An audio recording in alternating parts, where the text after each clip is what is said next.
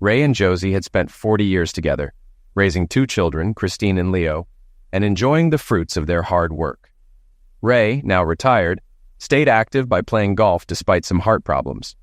Josie, energetic for her age, focused on maintaining their home.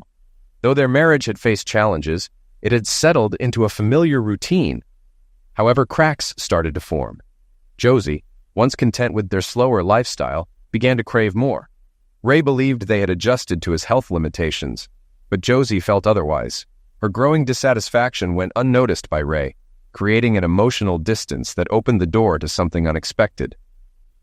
One morning, Ray's golf game was canceled due to heavy rain. Disappointed, he returned home earlier than usual, not bothering to warn Josie. When he entered the house, he was stunned to see Josie in a pink silk robe, standing with a much younger man. At 59, Josie still had an attractive figure, which clearly hadn't gone unnoticed by this stranger. As Ray walked in, Josie greeted him with a smile and attempted to kiss him, but he pulled away.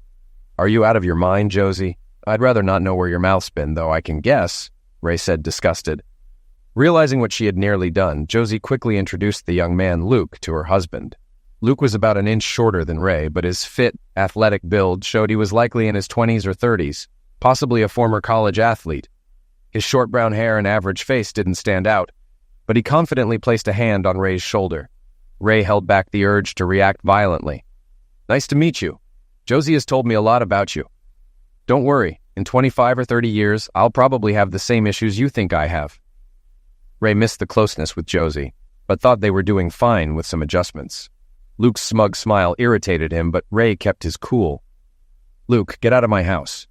If I see you here again, I'll eliminate you. I have a weapon." Luke's grin vanished as he quickly left, mumbling, "I thought you didn't mind." Ray locked the door and stormed to his bedroom, furious that Josie seemed unbothered by what had just happened. She followed him in, now with her robe closed. "That was rude," she remarked. Ray, still in disbelief, snapped, "Rude? I walk in on you with some guy you just slept with and I'm the rude one? You're out of your mind."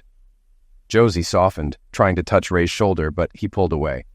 "I'm sorry, Ray. What we had was nice, but it wasn't enough for me." "You could have told me that. Where did you even find this guy?" "He's a friend of Marjorie's. When she didn't want him, she gave me his information." "He's just using you for easy Zex." "Maybe, but I'm using him too. So what difference does it make?" Josie said calmly. "How long has this been going on?" "A few months. He comes when you're golfing, takes care of me, and leaves before you're back. It doesn't affect you. You get your exercise, I get mine." Ray suddenly realized why Saturdays had become linen-changing days. "I don't care if I'm not here. I'm done with this. I'll give up golf if I have to." "Ray, be smart. You need your golf. This works for both of us." "Maybe for you, Josephine, but not for me." This was the last time. Ray went to his room to shower and change into something casual.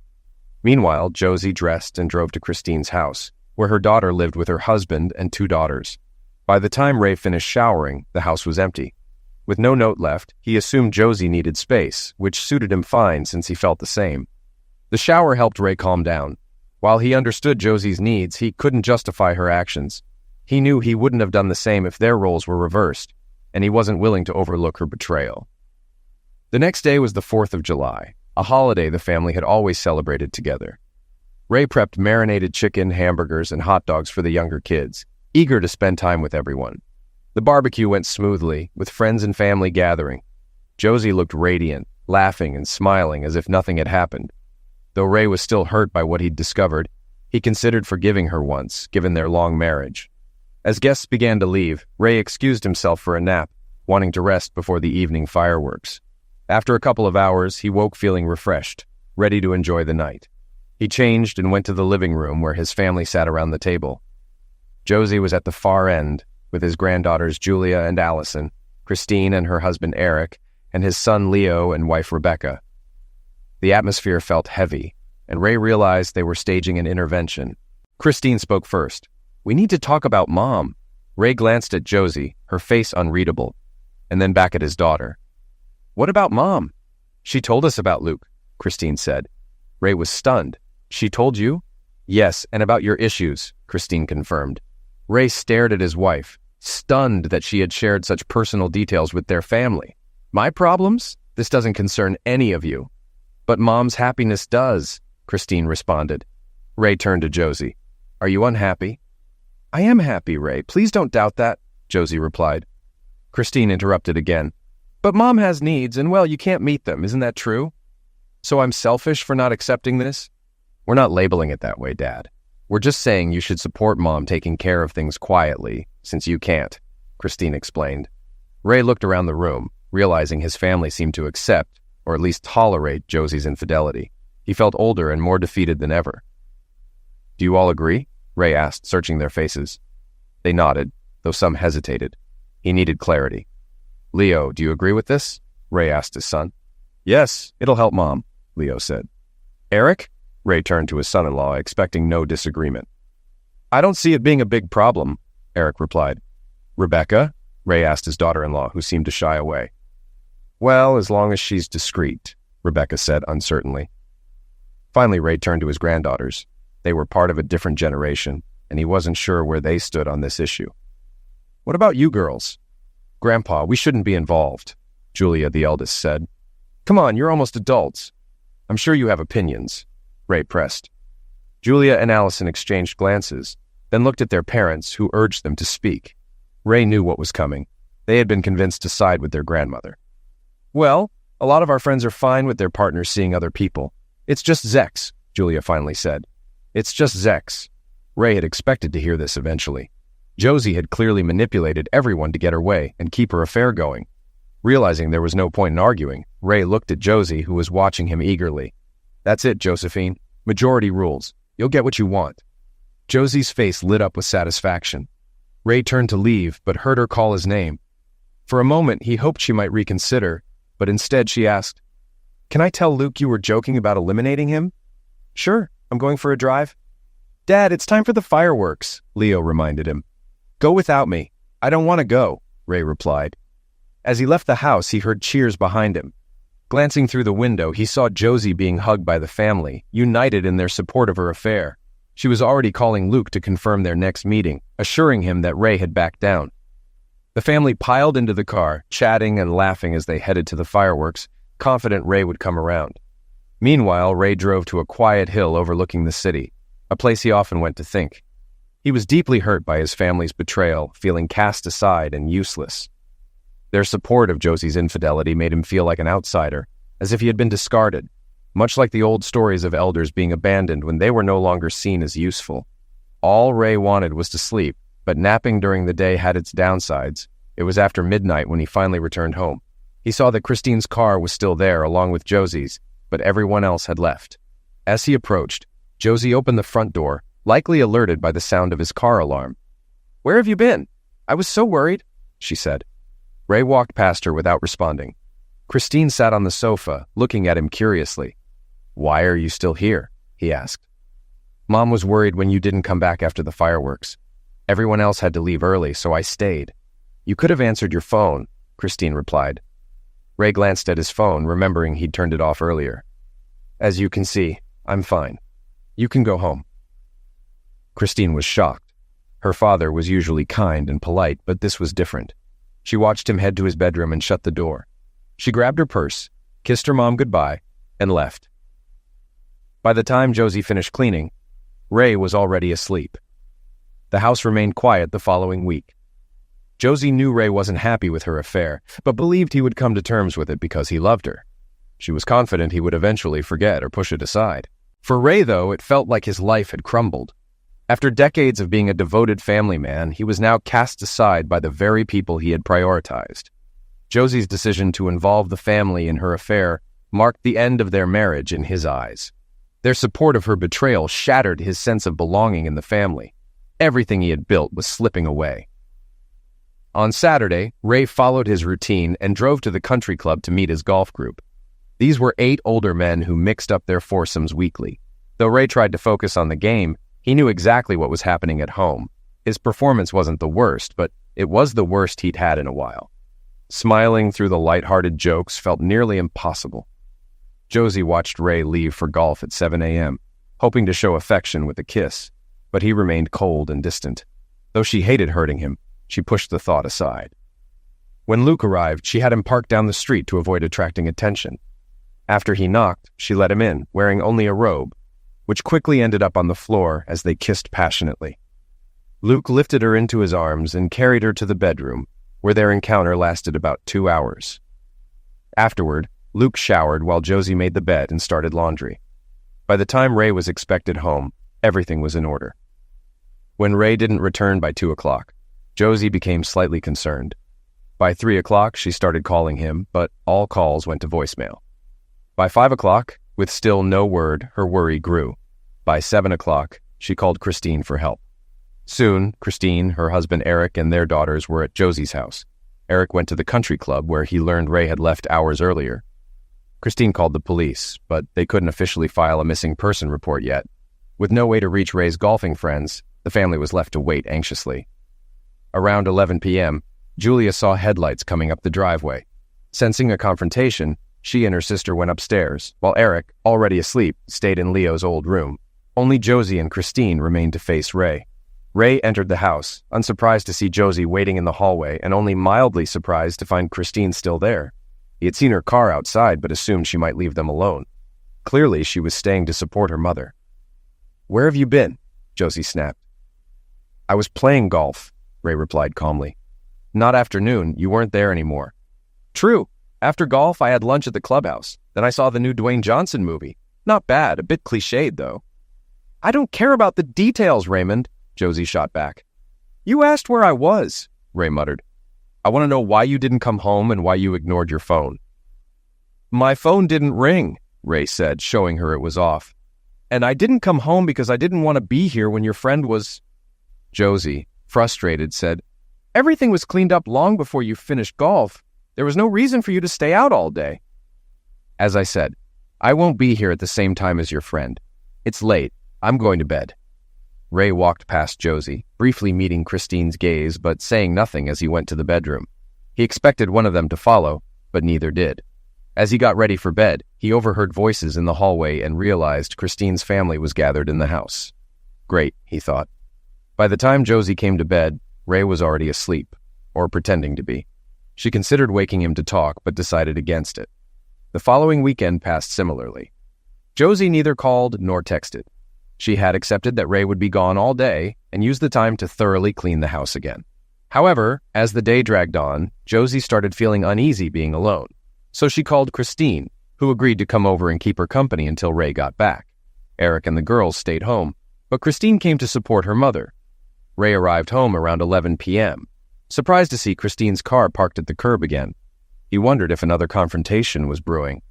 Walking through the door, he was greeted by Josie's warm smile and a kiss on the cheek, with Christine smiling in the background. "Why don't you change, love?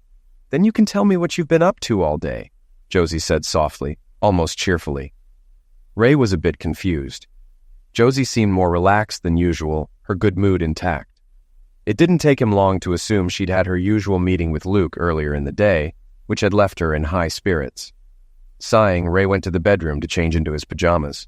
When he returned to the living room, Christine was still there, seemingly waiting to speak to him before leaving. She hesitated for a moment and then said, "Dad, I know this is tough for you, but I just want to say how amazing it is that you show your love for Mom by letting her do this. It's really helped her." Ray stared at his daughter, shocked. "Letting her? Is that how you see it now?" He felt the weight of Christine's words sink in. They thought he was allowing it, as if he had given his approval for the affair. He couldn't believe the situation had reached this point. He realized they all believed he had accepted it. Looking at Christine, his voice heavy with resignation, he said, "I'm telling you now, Christine, this is the last conversation we'll have on this topic. The last. Make sure everyone knows." Christine, taken aback by her father's stern tone, nodded in understanding. "Of course, Dad, I get it. It's hard to forget if people keep bringing it up. I'll tell everyone." With that, she kissed him on the cheek and left. A moment later, Josie came in with drinks for both of them. Ray couldn't help but think Josie had planned for Christine to speak to him first. He drank his water in silence, watching Josie move around the room with her usual ease, seemingly unaware of the tension still gnawing at him.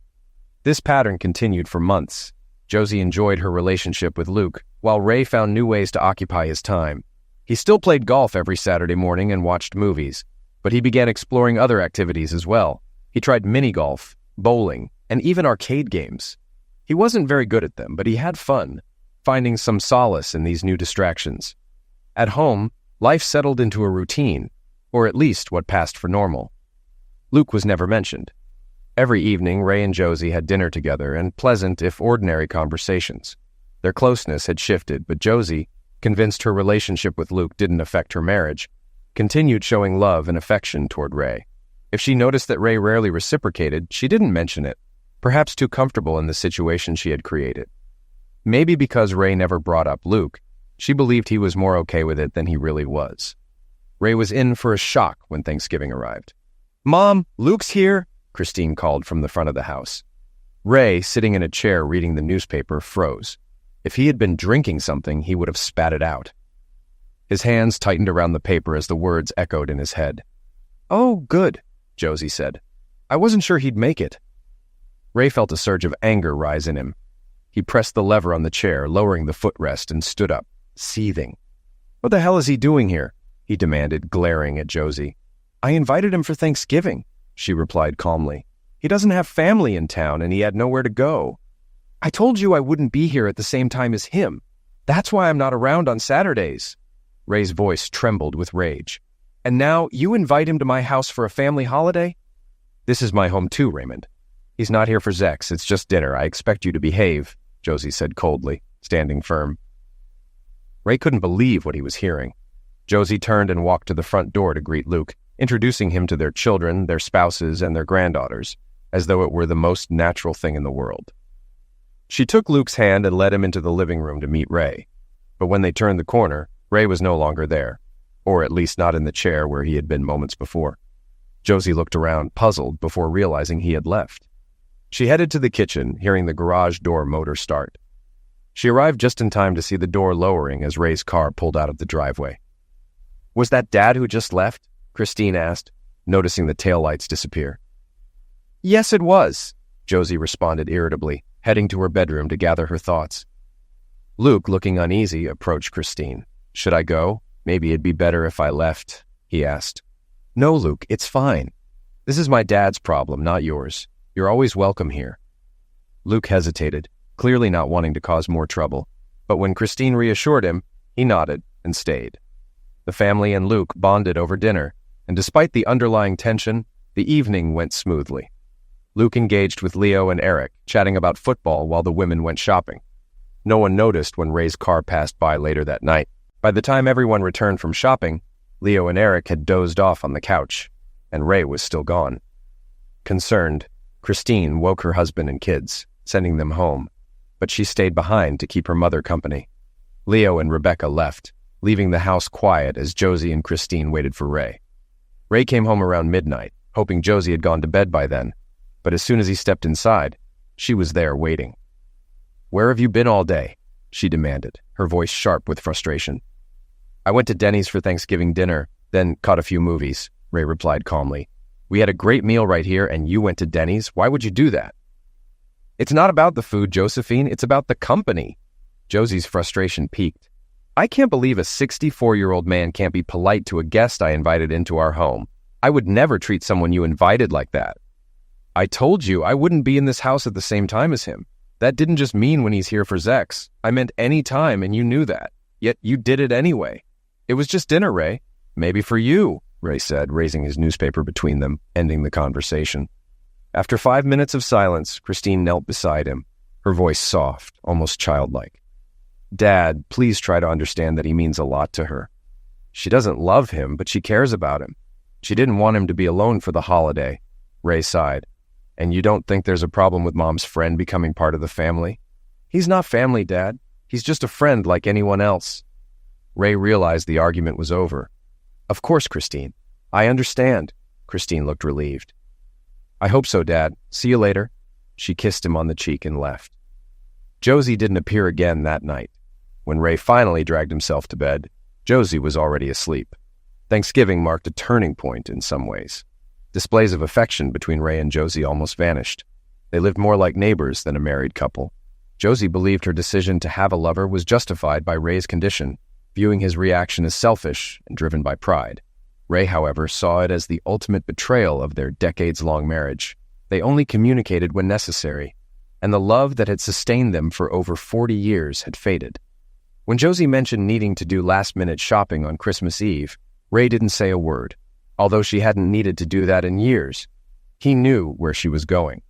He didn't have to follow her or check her phone. Her expression told him everything. Whether she planned to exchange gifts or something more, he wasn't sure, but he knew she would have a private celebration with Luke on New Year's Eve. Ray kissed his wife at midnight, though without the passion of past years. Josie felt disappointed she couldn't express her feelings to Luke, but she still called him the next day to wish him a happy new year. With Valentine's Day approaching, Ray planned a nice dinner at a fancy seafood restaurant, and Josie looked forward to it, thinking maybe her husband was coming back to her. But Ray had lingering suspicions. Josie's desire to spend holidays with her lover made him suspicious about Valentine's Day. He doubted she'd let the day pass without seeing Luke. So Ray left the office for a bit to watch the house. He parked at the end of the street with a clear view of the front door. Sure enough, Luke parked around the corner and walked to the house. Ray half expected him to walk right in, but instead Luke knocked, and Josie let him in. Ray doubted they were just going to talk. It was their personal Valentine's Day celebration. Apparently, they weren't just casual lovers anymore. That evening's dinner was subdued. Josie approached Ray with hope, thinking they might rekindle their relationship, but the good mood he'd shown over the past few days was gone. Josie was disappointed but tried to make the best of it, wondering what had changed. With no small children around, Easter was just an excuse for a big family dinner. They hid a few large plastic eggs in the yard, usually containing gift cards or something similar. It was just for fun and to get into the holiday spirit. To Ray's relief, Luke wasn't invited. Josie had at least respected that after the Thanksgiving disaster. But Ray knew she met him on days other than Saturday mornings, maybe more often than he realized. She had done it for Valentine's Day, and she could easily do it on other days as well. After the morning festivities ended, Ray announced he was going to lie down. While he was a little tired, it was nothing he couldn't handle. He mainly wanted to avoid being around the family that had betrayed him. He couldn't avoid them completely, but he could limit his time with them. It was a beautiful day, so he opened a window overlooking the backyard, letting a cool breeze in. Unfortunately, he also overheard Josie and Christine's conversation. "So, how's Luke doing?" he heard Christine ask. "Shh, not too loud. I don't want your father to hear." Okay, Christine replied, lowering her voice, but still loud enough for Ray to hear. "I just can't believe my mom has a boyfriend 10 years younger than me." "He's not my boyfriend, Christine. He just..." "Come on, Mom. You sleep with him 2-3 times a week, and you both go out to dinner. You might not want to call him your boyfriend, but that's what he is." Okay, he's my boyfriend. I just want to be considerate of your father's feelings." "I know, Mom. I love Dad too, and I don't want him to get hurt. But let's be honest. He's an old man, and you're still young. He's only 5 years older than me, Christine." "In actual age, yes. But you're active, and he can barely get through the day without a nap. You deserve this. Honestly, I'm a little jealous you're dating again." "Does anyone else know? I mean, other than Saturday mornings, Leo, Eric, Rebecca." "No, I don't involve them." "Does everyone agree with this?" "Leo and Eric think it's fine. They agree that I should meet my needs since Dad can't anymore. Rebecca's the only one who thinks it's wrong, but she doesn't want to hurt Dad, so she won't say anything. What Dad doesn't know won't hurt him." Hearing how deep Josie's betrayal ran, and how Christine fully supported her mother's affair, Ray felt the last bits of love and affection for them leave his heart. Though he had made tentative plans before, out of love for his family and his long marriage to Josie, he had held back. Now, it was time to begin his final plans in earnest. Ray quietly closed the window and lay down. Over the next few months, Ray's relationships with Josie and Christine deteriorated further. Things weren't much better with his sons and son-in-law, but he tried to improve things with Rebecca and his granddaughters, believing they were too young to fully understand the situation. Mother's Day had its own traditions in Ray's family. For them, it meant brunch at an upscale French-themed restaurant. The food and service were excellent, with prices to match. When the kids were younger, Ray used to take the family out to celebrate with Josie. As the kids grew up and started working, they took over the tradition, doing the same for Father's Day. The family had an unusual arrangement. The other parent didn't attend the celebration. Years ago, Ray stopped going to Mother's Day, and Josie stopped attending Father's Day. The kids celebrated with each parent separately, and Ray had always been fine with that until this year. He had a feeling, based on recent events, that something wasn't right. So instead of spending his usual free time reading, Ray dressed and headed to the restaurant. Josie had been gone about 30 minutes, so he knew she'd be there. He didn't plan on participating or even letting anyone know he was there. In fact, he doubted he'd even have to get out of the car. He drove around the parking lot, easily spotting Christine and Eric's car, then Josie's car, followed by Leo and Rebecca's. Ray began to hope he was wrong, but then he saw what he had feared. Tucked away in a corner parking spot, Luke's car. Ray had seen it enough times to recognize the license plate. His wife, or maybe his daughter, had invited her lover to a family event, fully knowing Ray wouldn't be there. Despite all that had happened, and despite Ray's fading love for Josie, this new betrayal filled him with rage. Any plans to temper his actions vanished. Ray returned home, grabbed his golf clubs, and headed to the local course. He went through several buckets of balls, losing count. By the end, he was exhausted. His shots weren't very far or accurate, but he felt better. He drove home ready for a nap. They considered him useless, thinking he couldn't get through a day without rest. He'd let them continue to think that. Josie greeted him when he walked in. He wondered if she had a private celebration planned with Luke, though he no longer cared. It still hurt, but it wasn't worth worrying about anymore. As he walked through the door, he wondered if she'd admit to inviting Luke if given the chance. "How was Mother's Day with your family?" Ray asked, putting slight emphasis on family. "It was wonderful, Ray. Thanks for asking. I had a great time with the kids," Josie replied. She didn't mention Luke. Did this mean the family now considered him part of it? Or had she just decided not to mention him? Ray realized he would never know. He went to the bedroom and took a nap. Soon, the 4th of July came around again. Josie was in a good mood, and Ray knew why. He had stayed by her side for nearly a year now, and Josie undoubtedly thought she had it all figured out. She had a husband who supported her, and a younger man she met with several times a week. In her mind, her life was nearly perfect. Luke had started a new evening job, allowing him to spend a few half-days a week with Josie. Though the pay wasn't much, that wasn't why she was with him. To avoid rubbing it in Ray's face, they mostly stayed out of Josie's bedroom, except for their Saturday matinees. They used Luke's apartment or borrowed a friend's place when necessary, since Luke had roommates. The hardest part for Josie was excluding Luke from family events. She didn't bring it up with Ray again, knowing he wouldn't change his mind, and that was the only thing that really upset her. At first, and even now, she hoped Ray and Luke could at least become acquaintances, if not friends. In her view, they weren't competing. Luke gave her one thing and Ray gave her another, so she spent her days with Luke and evenings and weekends with Ray. She didn't understand why it couldn't work, so reluctantly, she didn't invite Luke to the family barbecue and fireworks outing. The family arrived early to help with meal preparations, and Ray made sure to stay visible and active, ensuring no one could doubt later that he was tired. He carefully watched the crowd, wondering if Josie might sneak Luke in, but he never showed up. As the day wore on, Ray pretended to get more tired. Although some of it was real, much of it was exaggerated. Maybe he overdid it, as Josie seemed to notice and approached him. "Honey, why don't you lie down and relax before the fireworks?" she suggested gently. The hardest part of all this for Ray was knowing Josie still loved and cared about him, which made what he was about to do even tougher. "I'm not going to the fireworks. I just want to enjoy the day with my family and head to bed early." "Ray, are you sure? You missed them last year. But before that, you always loved going," Josie said, genuinely concerned. "Yeah, I'm sure. I guess I'm just getting old, but everyone else will have a great time without me." "Okay, if you're sure." As soon as she left him, Ray watched her weave through the crowd and searching for Christine. He realized Josie was trying to confirm if he would attend the fireworks because she planned to invite Luke. Even though it didn't change anything, the fresh betrayal stung deeply.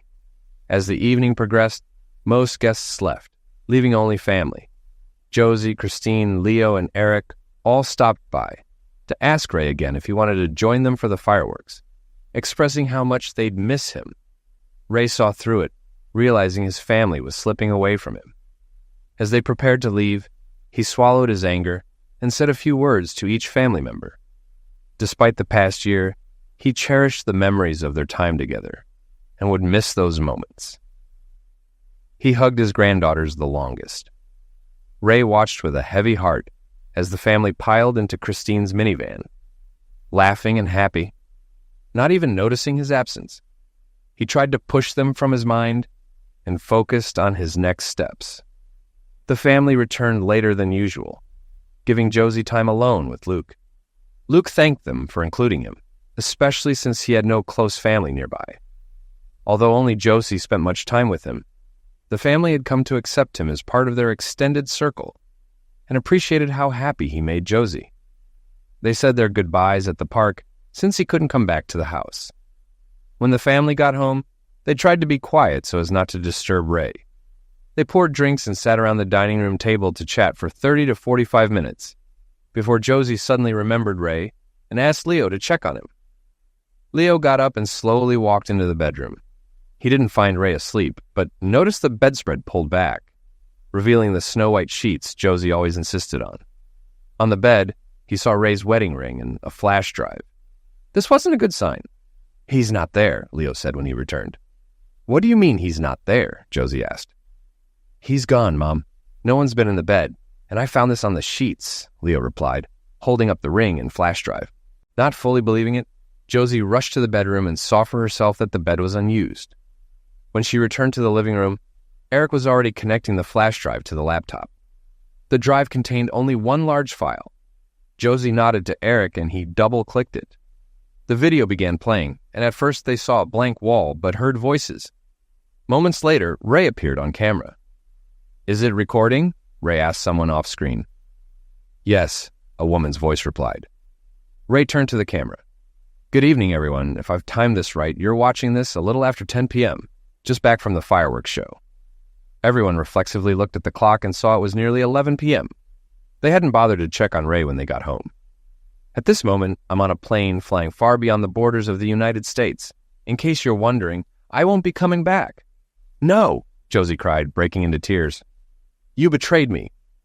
The video continued. "Each of you, my wife, who had my love and support for over 40 years, never having to work a day outside of raising our children, threw me aside like trash for a man half my age. And when I dared to object, you turned the whole family against me. I thought 40 years of loyalty, dedication, faithfulness, and support would mean something to you, Josephine. I deserved better. Your desires, and let's be honest, they were wants, not needs, should have taken a back seat to my feelings. Doing this behind my back was bad enough, but forcing the family to side with you was even worse. That day felt like 7 knives stabbed into my heart. Christine, your betrayal hurt just as much as your mother's. Growing up, you were always Daddy's girl.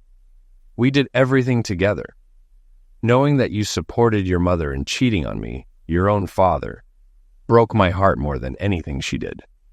"I didn't say that," Christine exclaimed. "Never." Ray's voice pressed on in the video. "Leo, Eric, you two must be the biggest idiots in the world. Do you even realize that by supporting this, you gave your wives permission to cheat on you?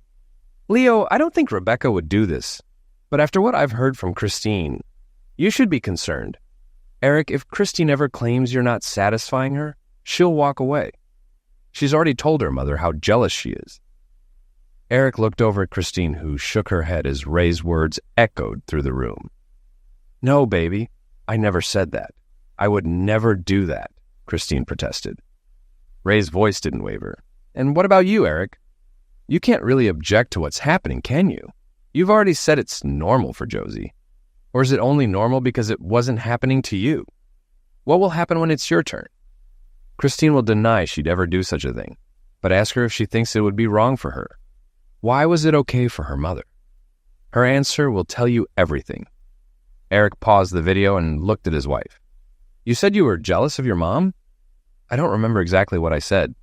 I just meant I was glad she was experiencing a new relationship and rediscovering herself." "So, do you want to rediscover yourself with someone else?" Eric asked. "No, baby. Please don't blow this out of proportion. I love you and don't want to be with anyone else. Unless I can't perform anymore, right? Honey, can we discuss this later? We need to focus on Mom right now." Ray's voice from the video cut through their conversation. "But this isn't over yet." Eric pressed play again and Ray's voice filled the room. "I didn't want to stay in a marriage where my wife cheated on me every week.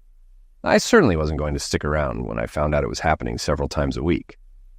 Sorry, Josephine, but you weren't nearly as discreet as you thought. Inviting him to Mother's Day? That was tasteless. I won't tell you where I've gone, but even if you find me, there's nothing you can do about it. Everyone in the room sat in silence, tension thick in the air, as Ray continued. I should also mention the financial situation I left you with. I took most of our money because I intend to live the rest of my life in comfort, as a reward for putting everyone else first for decades. Josephine, I left you the house, which, as you know, is fully paid off and worth several $100,000. My lawyer will help you with the sale if you want. I also left $400,000 in the bank. That's $10,000 for every good year you gave me. Unfortunately, there haven't been any loans of goodwill in the last year. Don't worry about me. After taking the rest of our assets, including the investments, I'm sitting on nearly 8 figures. I'll be just fine, though I doubt any of you really care. The way I've been treated over the past year shows how you all truly feel about me. Everyone exchanged uneasy glances but remained silent. Oh, and if you're worried I'll spend my golden years alone, don't be. I already have a companion, and she's sitting next to me on the plane right now. Let me introduce her. Deborah. A woman's face appeared in the frame, matching the female voice from earlier. Hello, I'm Deborah. I'll be helping Ray spend what could have been your inheritance, she said, waving at the camera. She appeared to be in her mid-50s, an attractive brunette. Ray smiled at the camera before continuing. Deborah and I have been keeping each other company for the past 4 or 5 months, ever since I told her what my wife was doing. We've been spending a lot of time together and discovered how compatible we are. Josephine, you probably remember Deborah. You've met her several times. We worked together for over 30 years, since she was hired in the marketing department. She took early retirement to join me at my new home. We've been close friends all this time, and the best part? Deborah's needs are simple. Just affection, hugs, kisses, and maybe a few other things. I'm looking forward to it. Everyone in the room looked at Josie, gauging her reaction to Ray's revelation. It was clear from her expression that she wasn't taking it well. Eric paused the video. Mom, are you okay? Leo asked. No, Leo, I'm definitely not okay. But let's just finish this, she replied. Eric resumed the video, and Ray's voice grew more somber as he addressed Josie directly. Josephine, I loved you from the day we met. If anyone had told me you could treat me like this, I would have knocked them out before they could finish. I looked forward to spending our final years together with visits from our children and grandchildren and maybe great-grandchildren. I'm so disappointed that your physical desires ruined that for us, for me. I hope it was worth it for you. You should have enough money to live comfortably, especially if you sell the house.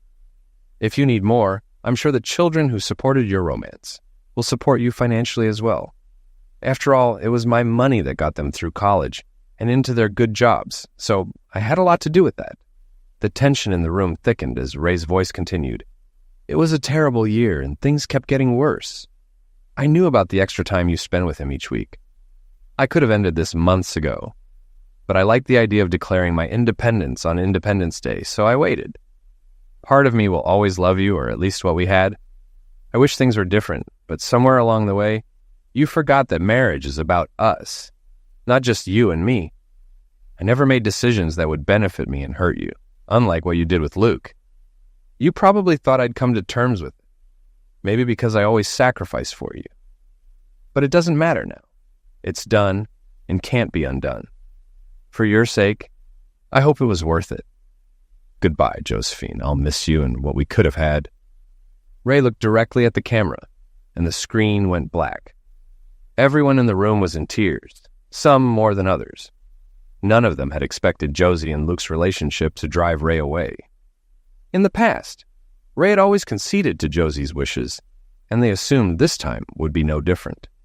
Deep down, no one believed Ray had the guts to do anything but accept it. Tired and shaken, they all decided to stay overnight at Josie's house to support her. Rebecca was cleaning the kitchen when the phone rang. She usually only got calls from her husband Leo or the occasional telemarketer. The number was blocked, which struck her as odd, but she decided to answer. Hello, Rebecca answered the phone. Rebecca, it's Ray, came the familiar voice on the other end. "Oh God, Ray, how are you? Where are you?" Rebecca asked, concern clear in her voice. "I'm fine, Rebecca. Really, I am. But I can't tell you where I am right now. How are you?" Ray deflected. "I'm fine, Dad. I have news. I'm pregnant," Rebecca shared. "Congratulations. How far along are you?" Ray asked, the warmth evident. "Just a couple of months. We found out right after you left." "I can't believe it's been almost 3 weeks since you've been gone," Rebecca replied, her voice softening. "Yes, time flies. By the way, thanks for calling me Dad. I thought I'd lost that title," Ray said, gratitude in his tone. "Not with me, you haven't," Rebecca reassured him. "You know, Dad, I owe you an apology. I should have spoken up when everyone confronted you. It was wrong, but I was new to the family and scared," Rebecca admitted, her voice wavering slightly. "I had a feeling, but honestly, it wouldn't have changed anything. Josie and Christine were determined to push through with it." "You're forgiven," Ray said calmly. "Thank you, Dad. That means so much, especially because I want both grandfathers in my baby's life." "Will you be part of it?" Rebecca asked hopefully. "We'll see. I'm not coming back to the States, but maybe we can work something out." "I'd love to see you and the baby," Ray responded. "So, how are things over there?" Rebecca inquired. "In a word, tense," Ray sighed. "Josie isn't herself most of the time, though she still sees Luke several times a week. Christine and Eric are having problems, but they're keeping it under wraps. I think your comment about Christine looking for an excuse to cheat hit a nerve. How are you and Leo?" Rebecca switched topics. "We're fine. Still in the early stages of marriage, so it's fresh. Christine and Eric have been together longer, so maybe that makes them more cautious," Ray said. "The granddaughters are devastated, though," Rebecca added. "That surprises me." "You've always been close with them," Ray responded, surprised. "They miss spending time with you. They don't think casual sex is a big deal, but they understand it's different when you're married," Rebecca explained. "I get it. Christine's influence is clear in their reactions," Ray acknowledged. "Listen, could you gather everyone at your place tonight? I think I'm ready to talk." "I don't think that'll be a problem, Dad," Rebecca agreed. "Then we'll talk later," Ray concluded. That evening, the entire family gathered in Leo and Rebecca's living room. Rebecca had made it clear that Luke wasn't invited. Though she prepared sandwiches, the tension in the air left everyone too preoccupied to eat. At exactly 8 o'clock, the phone rang. Rebecca placed it on speaker. "Hi, Dad. Everyone's here," Rebecca announced. "Thanks, honey. Just so you all know, Deborah is with me. Let's try to have a polite conversation, not an argument." "Does everyone agree?" Ray asked. The family members murmured their agreement. "Good. I wanted to wait until some time had passed before we talked. I contacted Rebecca first because I sensed she wasn't as comfortable with all of this as the rest of you." "Leo, congratulations on the baby," Ray started. "Thanks, Dad. I'll try to live up to the standards of fatherhood you set." "And I mean that," Leo replied. "As they say, the best thing you can do for your children is to love their mother. Keep that in mind, and you'll do great," Ray advised. Ray then addressed his granddaughters. "Allison? Julia?" "Yes, Grandpa," they responded together. "Girls, I was disappointed you sided with your grandmother, but your aunts Rebecca and Deborah convinced me that you may have been pressured and didn't fully understand. You lacked the life experience to comprehend the complexities of adulthood and a 40-year marriage. I still have your emails and phone numbers, so we can talk more about this later if that's okay." "Of course, Grandpa. We just miss you," Allison replied. "I miss you too. Why don't you both find something to do while the adults talk?" Ray suggested. The girls hugged their grandmother and said goodbye before leaving the room. "So," Ray continued, "does anyone have something they're dying to say?" "Ray, honey, please," Josie began, unsurprising to everyone. "Please come back. We can work through this. If you had told me you were really leaving, we could have fixed it." "Why did it have to go this far, Josephine?" "I told you I wouldn't accept this, but you turned to the family for support. You started inviting him to family events and seeing him multiple times a week. You replaced me with him when we were barely even roommates.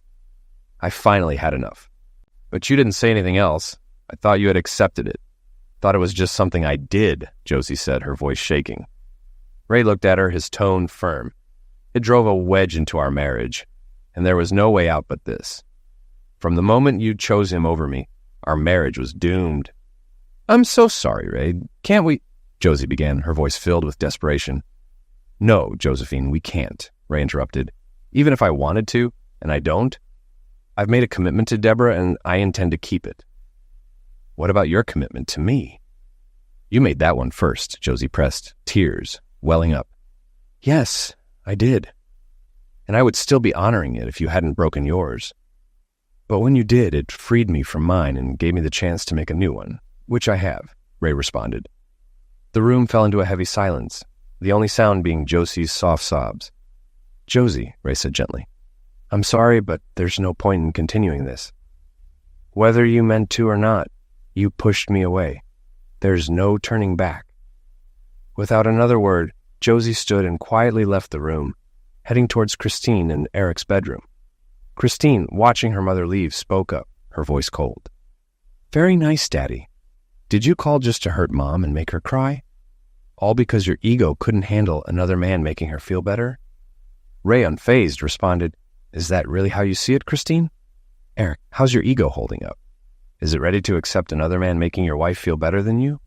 Christine glanced at Eric, who remained silent. Throughout their marriage, Christine had always been the dominant partner, and Eric, like many husbands, had gone along with it. But recently there had been a shift, and Christine realized that their marriage was now in serious trouble. You can't support another woman's right to cheat without feeling at least a little guilt. Ray's words echoed in her mind. Her tone softened. No, Ray, that's not fair. You were right. I hadn't thought about it that way, she admitted quietly. For what it's worth, Ray, after all of this, Christine and I have been having serious issues, Eric finally spoke, breaking his silence. I understand, Ray replied, but let me tell you this. Fight for your marriage before it's too late. You two love each other, but you've started taking that for granted. I noticed it before all of this happened. Let this be a wake-up call, not the end. Remember, you're a team. Christine lowered her head. I never meant for this to happen, Dad, she whispered, her voice heavy with guilt. I know, but Christine, Josie didn't do this alone, Ray said, his tone calm but firm. The room went quiet again, the weight of Ray's words hanging in the air. After a few moments, Christine spoke once more, her voice small, almost like a child's. Dad, can I talk to you alone? If everyone else doesn't mind, I don't either, Ray replied. Christine glanced around the room, and seeing no objections, she took the phone and retreated to a spare room, closing the door behind her. Dad, I'm scared, Christine confessed. Eric is talking about divorce, or at least counseling. What should I do? You can fix this, Christine. Here's what you'll do. Now that your daughters are mostly grown, put the time you used to spend raising them back into your marriage. This isn't free time, like your mother thought. You're his partner, not his boss, Ray advised. Christine's voice trembled. He's really angry, Dad. Ever since he started seeing this as me giving myself permission to cheat, he's been furious. He's constantly snapping at me, and I know he wonders if I've already done something. Ray's voice remained steady. Did you? No, Daddy, no, Christine answered quickly. But I don't know how to convince him. All you can do is make sure there's no reason for suspicion moving forward. If you stay honest, questions about the past will eventually fade, Ray assured her. Christine hesitated. Dad, I'm really sorry. Isn't there any way to fix things between you and Mom? It's too late for us, honey, but it's not too late for you, Ray said softly. Christine's voice cracked as she whispered, Daddy, I love you. I love you too, Ray replied.